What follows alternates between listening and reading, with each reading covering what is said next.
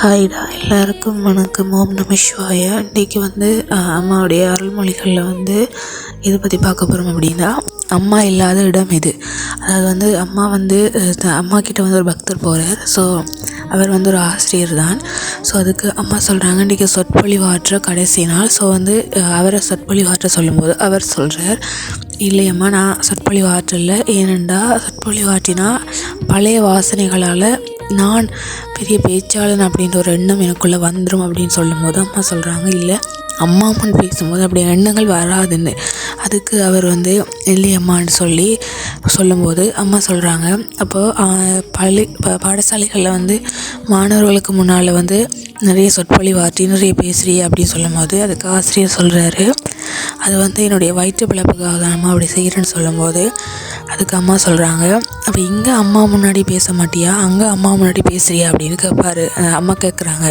அதுக்கு அவர் சொல்கிறாரு, அம்மா நீங்கள் இங்கே இருக்கீங்க, ஆனால் அங்கே நீங்கள் இல்லை தானே அம்மா அப்படின்னு சொல்லும்போது அதுக்கு அம்மா சொல்கிறாங்க, அப்போது நான் இங்கே மட்டும்தான் இருக்கேன் அப்படின்னு நினச்சிட்ருக்கிய, அம்மா இல்லாத இடம் எங்கேயாவது இருக்குதா? நீ அங்கே பாடசாலைகளில் சொற்பொழிவாற்றும் போது அதை நான் கேட்டுக்கிட்டு தான் இருக்கேன், நான் அங்கே தான் இருக்கேன் அப்படின்னு அம்மா சொல்லும்போது எல்லாருமே ரொம்ப திகைச்சிருவாங்க. அது இதுலேருந்து அம்மா என்ன சொல்கிறாங்கண்டா, அம்மா அங்கே உடலாக தான் இருக்காங்களே தவிர்த்து அம்மா இல்லாத இடம்னு இல்லை. அம்மா பரமாத்மா, இறைவன். ஸோ இறைவன் எல்லா இடத்துலையும் எல்லா பொருளையுமே இருக்கார். ஸோ பார்த்துட்ருக்கவங்க நிறைய பேர் அம்மா பார்க்க போகாமல் முடியாமல் கஷ்டப்படுவாங்க. பட் கவலைப்படாதீங்க. அம்மா மனசுக்கு நினைக்கிறது தான் பெஸ்ட் எப்போவுமே. ஸோ மனசுக்குள்ளே நீங்கள் அம்மாவை அம்மா பிடிச்சவங்க இருப்பாங்க நிறைய பேர்.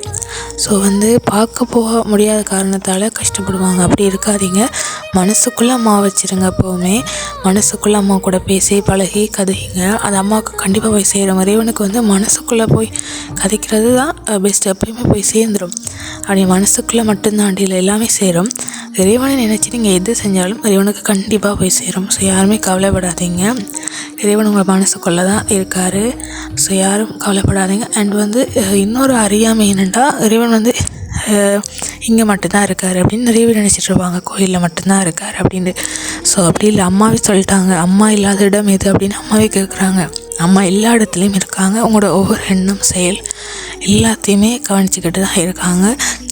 ஸோ யாருமே கவலைப்படாதீங்க. எல்லாமே இறைவனுக்கு தெரிஞ்சு தான் இங்கே நடக்குது. அதாவது இறைவனை முழுமையாக நம்பி சரணாகதி அடைகிறவங்களுக்கு மட்டும்தான் இறைவன் அவங்களுடைய அந்த கர்ம பலனை மாற்றுவார். நேற்றைய பதிவில் பார்த்துனாங்க. ஸோ எல்லோரும் பார்க்காதவங்க அந்த பதிவை பாருங்கள். ஓகேடா. ஓம் நம சிவாய.